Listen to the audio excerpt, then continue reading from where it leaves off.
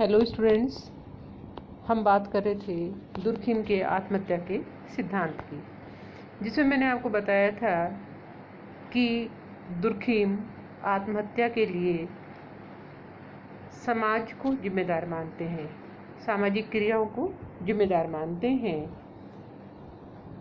वो ये कहते हैं कि सामाजिक दशाएं आत्महत्या के लिए परिस्थितियां पैदा करती हैं, जिसके कारण से व्यक्ति आत्महत्या कर बैठता है। आज हम बात करेंगे आत्महत्या के कारण की। वैसे तो कल भी मैंने थोड़ा सा आपको इसमें बताया था कि जैसे मानसिक दशाएं, जैव के दशाएं या भौगोलिक दशाएं जो कि आत्महत्या के लिए उत्तरदायी अन्य विद्वानों ने मानी हैं, आत्महत्या के इस कारणों के बारे में दुर्खिम के अपने अलग विचार हैं। इसमें सबसे पहला कारण है मनोव्याधिकीय अवस्थाएं और आत्महत्या।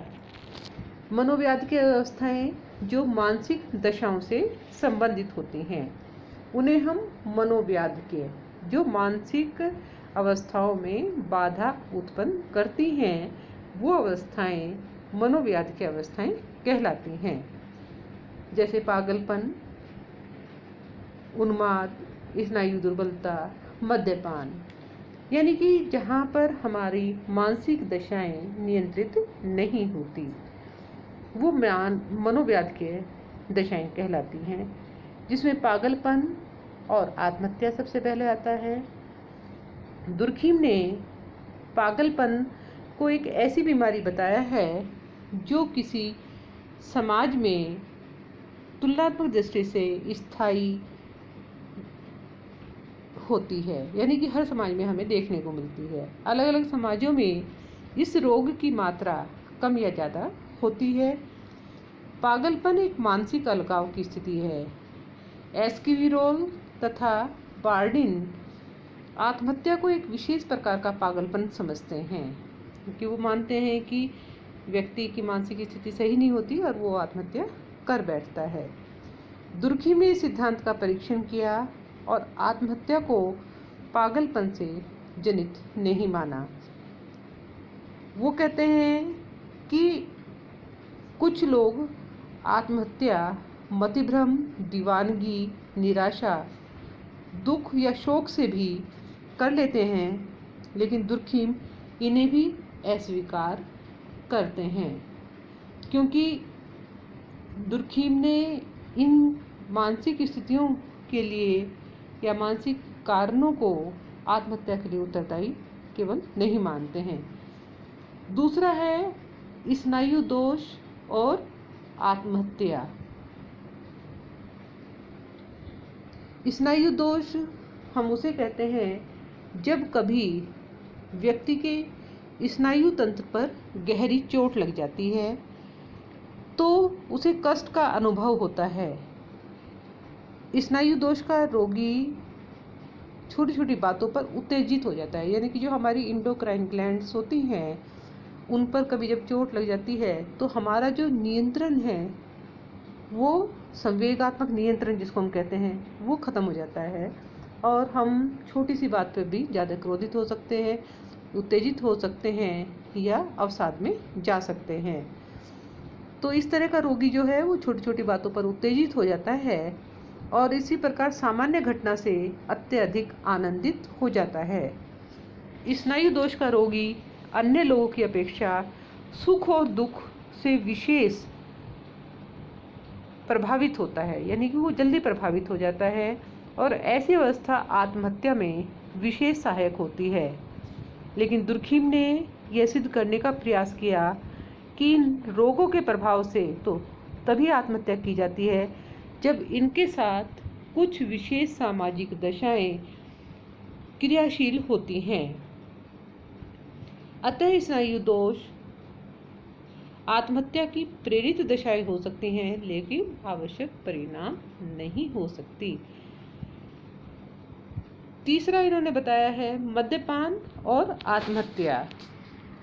मद्यपान जैसे कोई नशा करता है, वो भी पागलपन का ही एक रूप कहा जा सकता है, जिसमें व्यक्ति का मानसिक रूप से जो कंट्रोल है वो नहीं रहता है और व्यक्ति सही और गलत का निर्णय नहीं ले पाता। इसमें व्यक्ति का मस्तिष्क संतुलन नहीं रहता और आत्महत्या कर बैठता है। किंतु दुर्खीम ने आत्महत्या की संख्या और मद्यपान के अपराधियों की संख्या का तुलनात्मक विश्लेषण के आधार पर यह स्पष्ट करने का प्रयास किया है कि दोनों में कोई सह संबंध नहीं है। यानी कि जो मद्यपान करने वालों की संख्या है और आत्महत्या करने वालों की संख्या है, उनमें कोई सह संबंध नहीं है। अगर मद्यपान आत्महत्या का कारण होता तो उन जो मद्यपान करने वाले हैं और आत्महत्या करने वाले हैं उनकी संख्या एक सी होती। फ्रांस के जिन देशों में शराब का अधिक सेवन किया जाता है, उन प्रदेशों की तुलना में अन्य प्रदेशों में आत्महत्या की दर अधिक देखने को मिलती है। उसी तरह से पोजोइन प्रांत में सबसे कम आत्महत्याएं होती हैं, जबकि वहाँ पर शराब सबसे अधिक पी जाती है।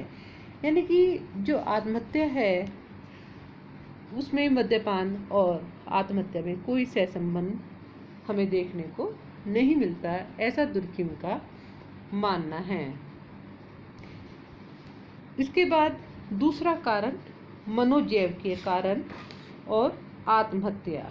मनोजैव के कारक मनुष्य की जो मानसिक व शारीरिक रचना जो होती है वह आत्महत्या को प्रोत्साहन दे। विशुद्ध मनोवैज्ञानिक जो अवस्थाएं हैं वह आत्महत्या को में पैतृकता से प्राप्त गुण भी आत्महत्या के लिए उत्तरदायी हो सकते हैं। यानी कि जो मानसिक और जैव के कारक होते हैं वो आत्महत्या के लिए एक उत्तरदायी दशा हो सकते हैं। कि जो विशिष्ट प्रजातियों में आत्महत्या के प्रति एक निश्चित झुकाव पाया जाता है तो उसमें प्रजाति विशेषता को आत्महत्या का कारण माना गया है। जैसे प्रजाति और आत्महत्या। किसी किसी समाज में हम देखते हैं कि प्रजाति और आत्महत्या में संबंध होता है कि एक विशेष प्रजाति के लोग अधिक आत्महत्या करते हैं। प्रजाति सामान्य रूप से हम उन्हें कहते हैं कि जिन व्यक्तियों का समूह है उनमें सामान्य लक्षण हमें देखने को मिलते हैं। और ये जो सामान्य लक्षण है यानी कि जो शारीरिक बनावट है वो हमें वंशानुक्रमण से प्राप्त होती है। दुर्खीम ने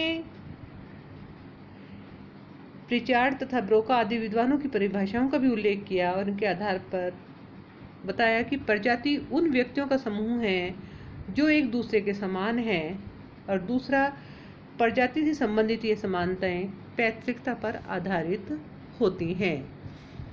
कुछ विद्वान प्रजातीय लक्षणों को आत्महत्या से जोड़ते हैं, किंतु दुर्खीम प्रजाति और आत्महत्या के संबंध को अस्वीकार करते हैं। उनका कहना है कि आत्महत्या को प्रजाति के सामान्य लक्षणों द्वारा स्पष्ट नहीं किया जा सकता। केल्ट प्रजाति के लोग पहले अधिक आत्महत्या करते थे, किंतु अब यह प्रवृत्ति उनमें कम हो गई है। तो इस प्रकार भिन्न भिन्न प्रांतों में जो केल्ट प्रजाति के लोगों में आत्महत्या की दर भी अलग अलग है। इसका कारण क्या है? उनकी बाह्य परिस्थितियों में होने वाला परिवर्तन, उनकी सभ्यता के स्तर में अंतर तथा भौगोलिक पर्यावरण में अंतर। तो आत्महत्या और प्रजाति का कोई कार्य कारण संबंध नहीं है। यानी कि जब एक प्रजाति के लोग अलग अलग जगह पर रहते हैं और उसमें आत्महत्या की दर में हमें अंतर देखने को मिलता है, तो इसका अर्थ क्या है कि आत्महत्या का जो कारण है वो प्रजाति नहीं है। दूसरा है पैतृकता और आत्महत्या। पैतृकता या वंशानुक्रमण कि जिनके माता पिता आत्महत्या करते हैं उनकी जो बच्चे हैं वो भी आत्महत्या करते हैं। कि आत्महत्या के गुण जो हैं वो माता पिता के द्वारा संतानों को भी प्राप्त होते हैं। गॉल तथा एस्कीवी रोल नामक विद्वानों ने इसे सिद्ध करने के लिए कुछ उदाहरण दिए। गॉल के अनुसार पेरिस के एक धनी जमींदार ने आत्महत्या की और उनके 7 बच्चों ने भी ऐसा ही किया। एस्कीवी रोल ने ऐसे व्यापारी का उल्लेख किया जिसके 5 पुत्र थे, उनमें से 4 ने आत्महत्या की और 5वें ने कई बार आत्महत्या का प्रयत्न किया। किंतु दुर्खिम कहते हैं कि आत्महत्या का गुण पैतृकता से प्राप्त नहीं होता। मानसिक या स्नायु दुर्बलता का हस्तांतरण होता है जो आत्महत्या के लिए प्रेरित कर सकता है। वो कहते हैं कि यदि कोई अभागा जिसके परिवार में पागलपन और आत्महत्यारे दोनों थे आत्महत्या कर लेता है तो वह इसलिए आत्महत्या नहीं करता कि उसके माता पिता ने भी ऐसा ही किया था, बल्कि इसलिए कि वे पागल थे। तो इस तरह से जो आत्महत्या है वो जैव के कारक नहीं है, वंशानुक्रमण नहीं है। दुर्खिम कहते हैं कि आत्महत्या एक संक्रामक घटना भी है।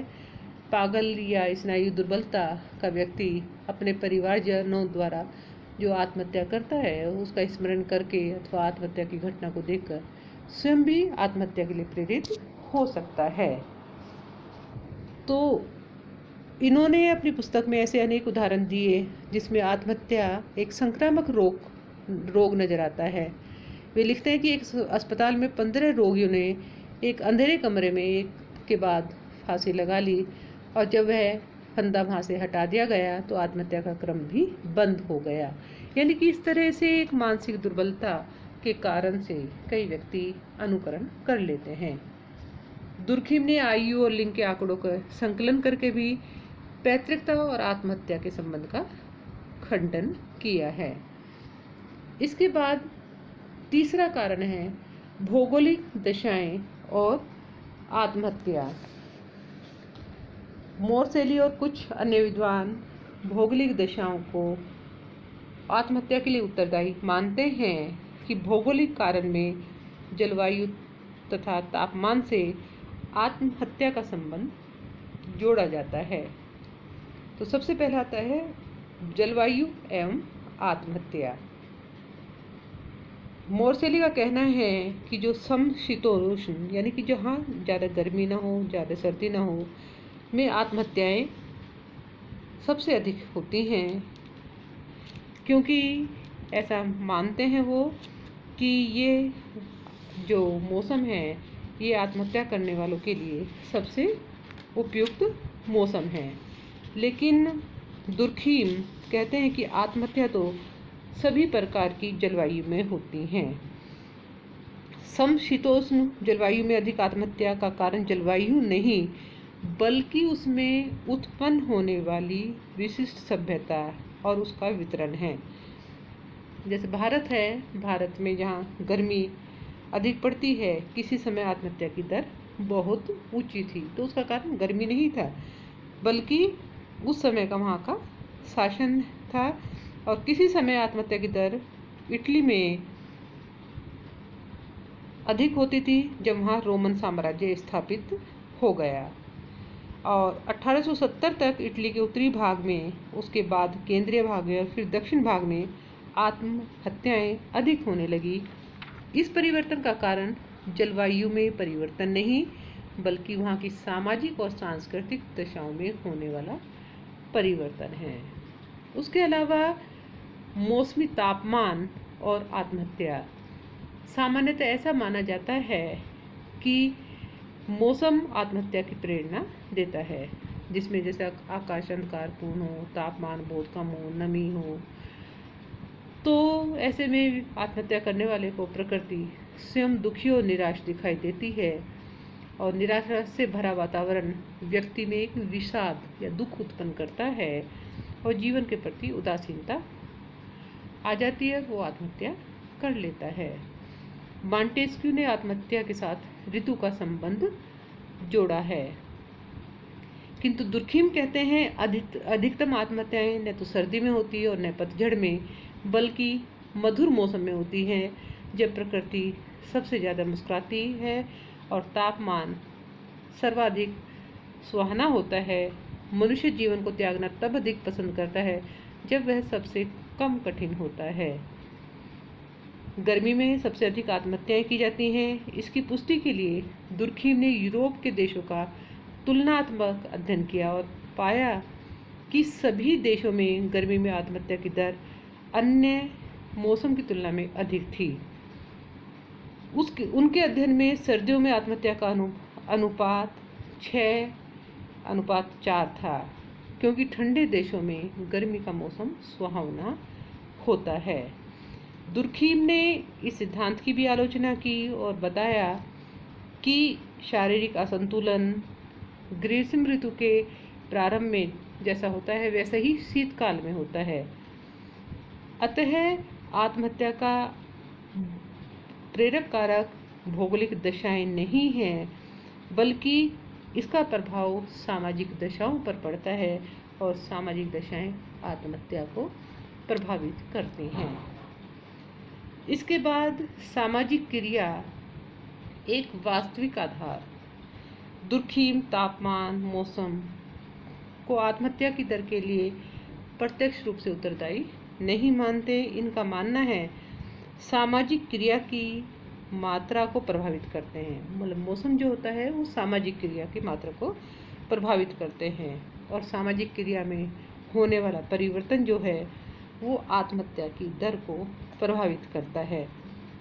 जैसे दिन, सप्ताह, महीने की अवधि की लंबाई का आत्महत्या के साथ इन्होंने जो संबंध है वो बताया है।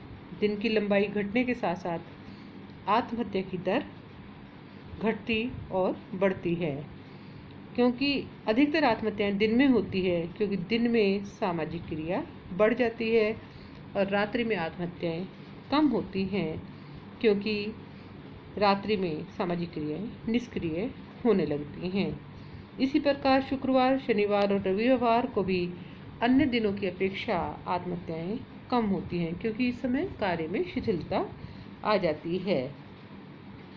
नगरों में बसंत और ग्रीष्म काल में आत्महत्याएं अधिक होती हैं। प्रकाश और अन्य प्रकार की सुविधाएं नगरों में सामाजिक क्रिया को बहुत अधिक शिथिल नहीं होने देती।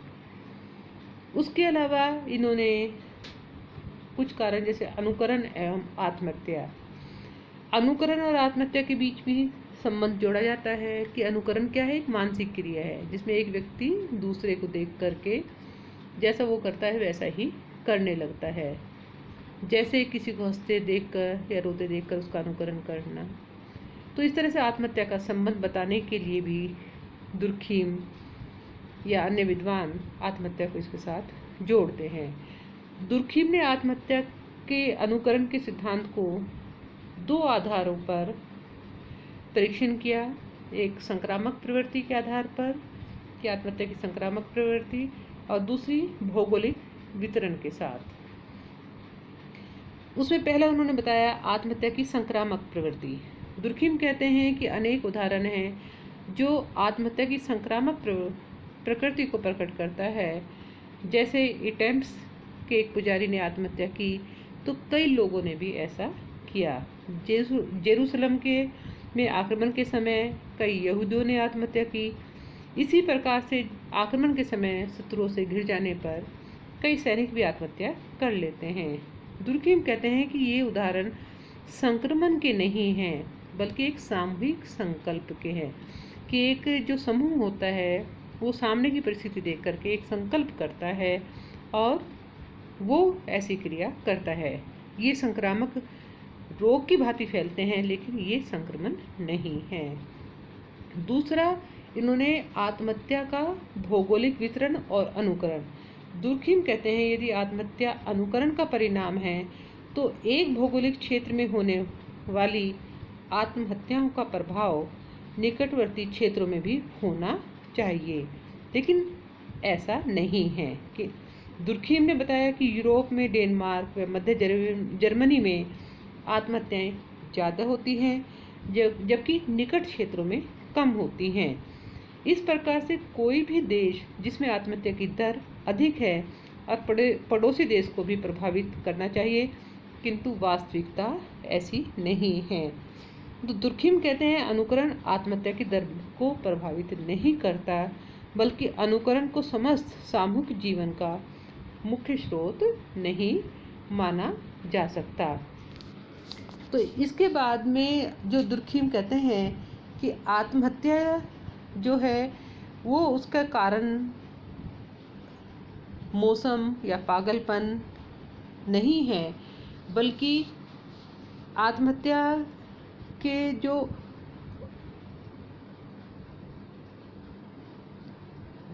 कारण हैं वो सामाजिक क्रियाएं हैं। इसके बाद आते हैं आत्महत्या के प्रकार। दुर्खिम कहते हैं कि आत्महत्या एक सामाजिक तथ्य है, अतः सामाजिक कारक ही इसके विभिन्न प्रकारों के लिए उत्तरदायी हैं। सबसे पहला इसमें बताया इन्होंने अहमवादी आत्महत्या। अहमवादी आत्महत्या में व्यक्ति क्या है कि अपने ईगो को महत्वपूर्ण मानता है।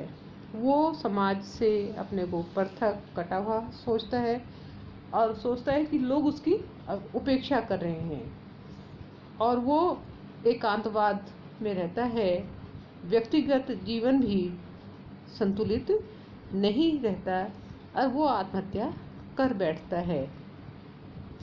ऐसे लोगों में सामाजिक जीवन से पृथकता अनुभव करना, समाज के एकीकरण का अभाव होना और व्यक्ति को अपने समाज से अलग समझने के कारण से आत्महत्या की स्थिति पैदा हो जाती है। तो इस तरह से आत्महत्या, अहमवादी आत्महत्या जो है वो उसमें व्यक्तिगत कारण से व्यक्ति आत्महत्या करता है, ऐसा दुर्खिम का मानना है।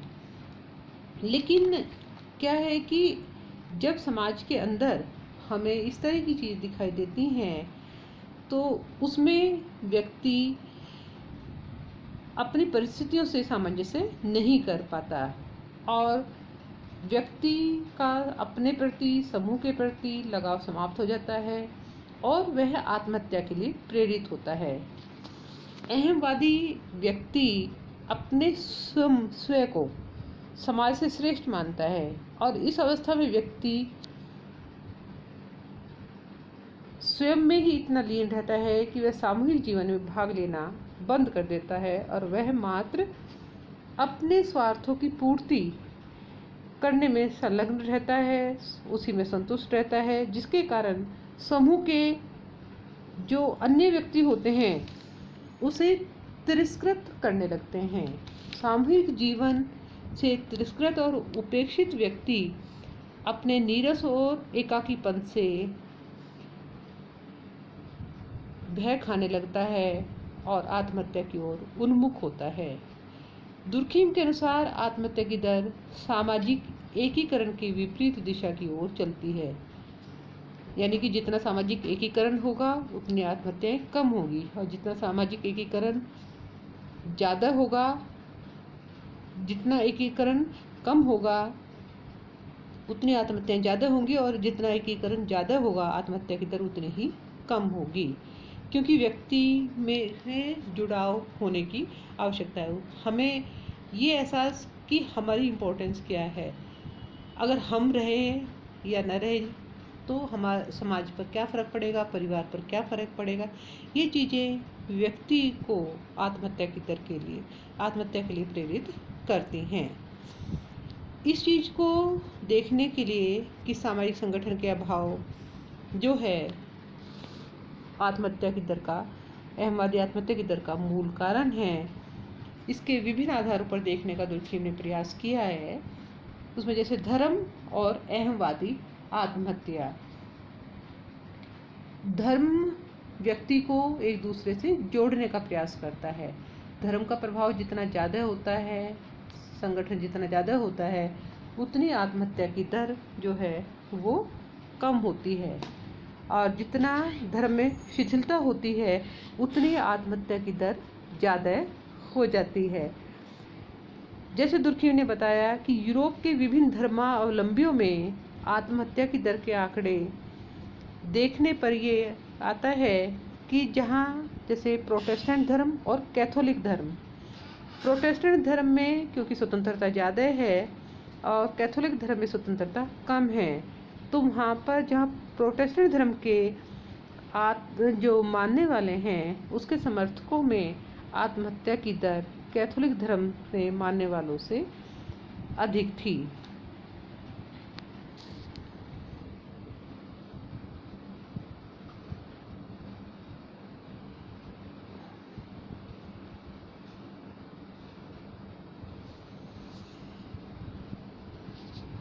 इसी के साथ में ज्ञान और शिक्षा तथा आत्महत्या, यानी कि अशिक्षित की तुलना में शिक्षित व्यक्ति अधिक आत्महत्या करते हैं, क्योंकि शिक्षा क्या करती है, तर्क को जन्म देती है, ज्ञान को जन्म देती है, विश्वासों को कमज़ोर करती है।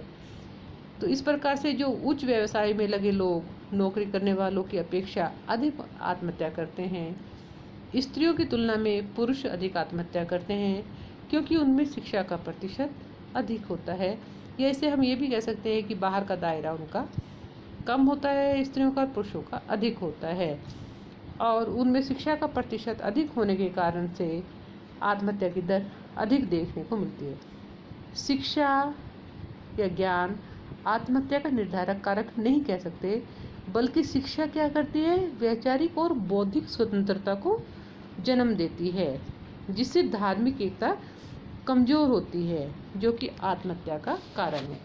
यानी कि आत्महत्या का कारण क्या है, वो ज्ञान और शिक्षा में वृद्धि। और ज्ञान और शिक्षा में वृद्धि जब हो जाती है तो जैसे हम कहते हैं ना कि गाँवों में आत्महत्याएं कम होती हैं, शहरों में ज़्यादा होती है, क्योंकि ज्ञान और शिक्षा का प्रतिशत गाँवों की अपेक्षा शहरों में हमें ज़्यादा देखने को मिलता है।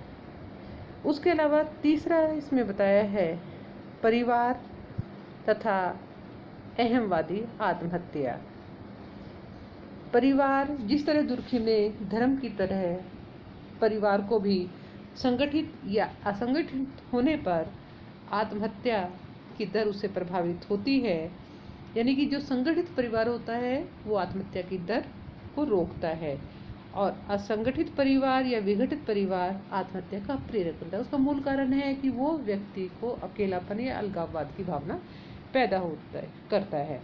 जैसे हम देखते हैं विवाहित व्यक्तियों की तुलना में अविवाहित व्यक्ति अधिक आत्महत्या करते हैं, क्योंकि अविवाहित व्यक्तियों के जीवन की अधिक सुविधापूर्ण होता है, जिम्मेदारियां, चिंताएं कम होती हैं, तो ऐसी स्थितियां, एक अकेलापन भी उनमें पैदा होता है। वो स्थितियां आत्महत्या की दर को प्रभावित करती हैं। उसके अलावा विधुर, विधवा, विवाहितों की तुलना में अधिक आत्महत्या करते हैं। उसमें विवाहितों में भी बिना बच्चे वालों की तुलना में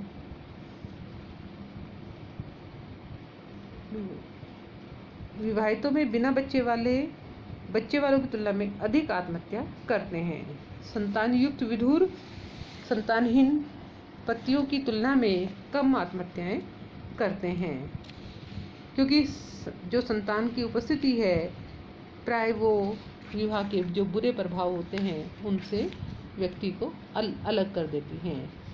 उसके अलावा विधुर की तुलना में विधवा स्त्रियां अधिक आत्महत्याएं करती हैं, क्योंकि जो विधुर हैं उनकी स्थिति समाज में इतनी खराब नहीं होती जितनी विधवाओं की होती हैं। तो इस तरह से दुर्खिम ये मानते हैं कि जैसे एकाकी परिवारों की तुलना में संयुक्त परिवार है उसमें आत्महत्याएं कम होती है, यानी कि जहाँ परिवार संगठित होंगे वहाँ आत्महत्या कम होंगी। जहाँ भी जीवन में संगठन होगा वहाँ आत्महत्याएं कम होंगी। इसी तरह से राजनीतिक संगठन और आत्महत्या की इन्होंने बात करी है कि किसी देश की राजनीतिक सुदृढ़ता में जब दरारें आने लगती हैं तब भी आत्महत्या की दर बढ़ जाती है। ये जैसे कहते हैं कि राजनीतिक उथल पुथल होती है, आम चुनाव होते हैं, राजनीतिक जीवन में जो असामान्य घटनाएं, युद्ध, परिवर्तन, राष्ट्रीय संकट के समय आत्महत्या की दर कम हो जाती है, क्योंकि उसमें सभी राष्ट्र के जो लोग हैं अपने को एक दूसरे से जुड़ा हुआ महसूस करते हैं। इसके बाद दूसरा प्रकार है आत्महत्या का परार्थवादी आत्महत्या। परार्थवादी आत्महत्या अहंवादी आत्महत्या के बिल्कुल विपरीत है, जिसमें किसी समाज में इतना अधिक एकीकरण पाया जाता है कि वहाँ व्यक्ति का महत्व समाप्त हो जाता है और व्यक्ति समाज के हित के लिए अपनी व्यक्तिगत रुचि को भुलाकर उसके स्थान पर सामूहिक रुचि विचार को महत्व देता है और उसके लिए की जाने वाली या ऐसी स्थिति में की जाने वाली आत्महत्या को दुर्खीम परार्थवादी आत्महत्या कहते हैं। परार्थ जैसा नाम से स्पष्ट है कि दूसरे के लिए की जाने वाली आत्महत्या। व्यक्तिगत हित सामूहिक हित में जब विलीन हो जाते हैं तब इस तरह की आत्महत्याएं की जाती है कि जहाँ पर मनुष्य का व्यक्तिगत मूल्य कोई नहीं रहता, उसके लिए अपने अंदर आत्महत्या की शक्ति का सामना करने की शक्ति कम अनुभव होती है। केवल समाज ही उसकी प्रतिक्रिया का निर्देशक होता है और वहाँ पर व्यक्तिगत हित, रुचि, विचार के प्रति कोई महत्व नहीं है, बल्कि सामूहिक रुचि, सामूहिक हित का वो अनुसरण करता है। तो ऐसी में जो आत्महत्याएं की जाती हैं वो आत्महत्याएं परार्थवादी आत्महत्याएं कहलाती हैं। इसमें परार्थवादी आत्महत्याओं में इसमें 3 प्रकार दुर्खियों ने बताए हैं। कर्तव्य प्रधान परार्थवादी आत्महत्या, वैकल्पिक परार्थवादी आत्महत्या, उग्र परार्थवादी आत्महत्या।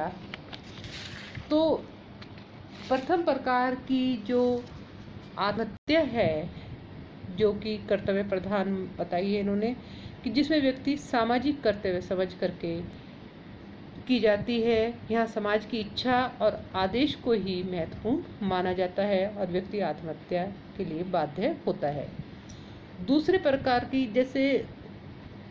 प्रकार की आत्महत्या को सामाजिक प्रतिष्ठा, सम्मान की दृष्टि से देखता है समाज, और व्यक्ति प्रतिष्ठा पाने के लिए आत्महत्या करता है, न कि मजबूर होकर। तीसरे प्रकार में सामाजिक पर्यावरण व्यक्ति को समाज की शक्ति के सम्मुख स्वत्वहीन व मूल्यहीन होने की अनुभूति करा देता है।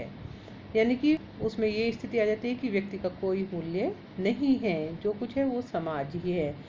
ऐसी स्थिति में समाज की शक्ति में अपने व्यक्तित्व को लीन कर देने के लिए वह आत्महत्या करता है। तीसरा है अब परार्थवादी आत्महत्या के बाद में जहाँ आदर्शहीन आत्महत्या। आदर्शहीन आत्महत्या की जब किसी नियमहीनता अथवा आकस्मिक परिवर्तन जो होता है, ऐसी स्थिति में व्यक्ति निराशा अत्यधिक अनुभव करता है। यानी कि जीवन में जब कभी ज़्यादा उतार चढ़ाव आ जाता है, जैसे आर्थिक संकट के समय या पारिवारिक वैवाहिक जीवन में भी आदर्शहीन स्थिति उत्पन्न हो जाती है, तो वहाँ परिस्थितियों से वो अनुकूलन नहीं कर पाता और उसका सामाजिक संतुलन बिगड़ जाता है, सामूहिक नियंत्रण समाप्त हो जाता है और इस तरह की आत्महत्या वो कर बैठता है, जिसे हम आदर्शहीन आत्महत्या भी कहते हैं। इसके अलावा चौथा एक प्रकार इन्होंने बताया है कि घातक आत्महत्या। घातक आत्महत्या जहाँ पर आवश्यकता से अधिक जो कठोर नियम होते हैं, नियंत्रण, आदर्शवादिता, तो वो आत्महत्या की जो स्थिति है उसको प्रभावित करते हैं। जैसे कोई युवक अपना किसी भी वासना की पूर्ति को संतुष्ट करना चाहता है, किंतु समाज का नियम उसे एक पत्नी तक ही सीमित रहने को बाध्य करता है, तो ये मजबूरी उसे आत्महत्या की प्रेरणा देती है। उसी प्रकार से संतानहीन विवाहित स्त्री अगर माँ बनना चाहती है तो समाज उसे जो है समाज उसे इसकी स्वीकृति नहीं देता। इसी प्रकार से जैसे दास लोग भी अपने मालिकों के अत्याचार, उसके शोषण से तंग होकर के आत्महत्या कर लेते थे। तो ऐसी स्थितियाँ जहाँ आवश्यकता से अधिक नियंत्रण होता है तो वो भी कई बार आत्महत्या के कारण बन जाते हैं। आत्महत्या की जो सामाजिक प्रकृति, दुर्खीम ने अपनी पुस्तक के अंतिम खंड में आत्महत्या की व्याख्या एक सामाजिक घटना के रूप में की है। उनके अनुसार आत्महत्या एक सामाजिक तथ्य है और ये सामाजिक परिस्थितियों की देन है, जिसकी दर का निर्धारण सामाजिक कारकों के द्वारा होता है, न कि भौगोलिक, मनोवैज्ञानिक और जैविक कारकों द्वारा। अतः इसकी समाजशास्त्रीय व्याख्या की जानी चाहिए। समाज की नैतिक संरचना आत्महत्याओं की दर को निर्धारित करती हैं और उसकी प्रेरक शक्ति सामूहिक चेतना को मानते हैं, जो व्यक्तिगत चेतना से अलग होती है। उसके बाद में आत्महत्या के निवारण के उपायों की भी बात उन्होंने की है कि दुर्खीम आत्महत्या को एक व्याध की घटना, जो कि एक बाधा उत्पन्न करती है हमारी सामाजिक व्यवस्था में, और वो मानते हैं कि इसका निराकरण किया जा सकता है। इसके लिए वो कहते हैं कठोर दंड दिया जाए जिससे कि लोग आत्महत्या न करें। उसके अलावा शिक्षा का प्रचार किया जाए जिससे कि उसके विचारों को शुद्ध किया जा सके। तीसरा है समूह में संगठन और नियंत्रण की पुनर्स्थापना, क्योंकि इसमें मैंने पहले आपसे बताया कि जहाँ नियंत्रण कम होता है या स्वतंत्रता ज़्यादा होती है, एकता नहीं रहती, वहाँ पर ऐसी स्थितियाँ पैदा होती हैं जो आत्महत्या की जो प्रतिशत है उसको बढ़ावा दे सकती हैं। उसके अलावा जो दुर्खीम कहते हैं कि आत्महत्या को रोकने के लिए तलाक की छूट बंद करने का भी सुझाव वो देते हैं, क्योंकि उनका कहना है कि तलाक के कारण स्त्री पुरुष में असमानता और असामंजस्य है। इसे रोकने के लिए स्त्री पुरुषों को समान रूप से सामाजिक कार्यों में भाग लेना होगा। उसके अलावा दुर्खीम कहते हैं कि इच्छाओं को सीमित किया जाए, क्योंकि ज़्यादा इच्छाएं जब उनकी पूर्ति नहीं हो पाती तो व्यक्ति का नैतिक पतन होता है, और जो नैतिक पतन है वो आत्महत्या को बढ़ावा देता है। उसके अलावा व्याध के परिस्थितियों पर नियंत्रण, कि जैसे जैसे समाज सभ्य होता चला जाता है, नवीन व्याध के परिस्थितियाँ पैदा होती हैं जिन्हें बदला जाना चाहिए, और इसके लिए समाजशास्त्र या व्यवहारिक समाजशास्त्र का हम योगदान ले सकते हैं। आत्महत्या जो इनकी पुस्तक है, इनकी जो रचना है, वो समाजशास्त्र में एक अपूर्व योगदान रखती है। इसी के साथ धन्यवाद।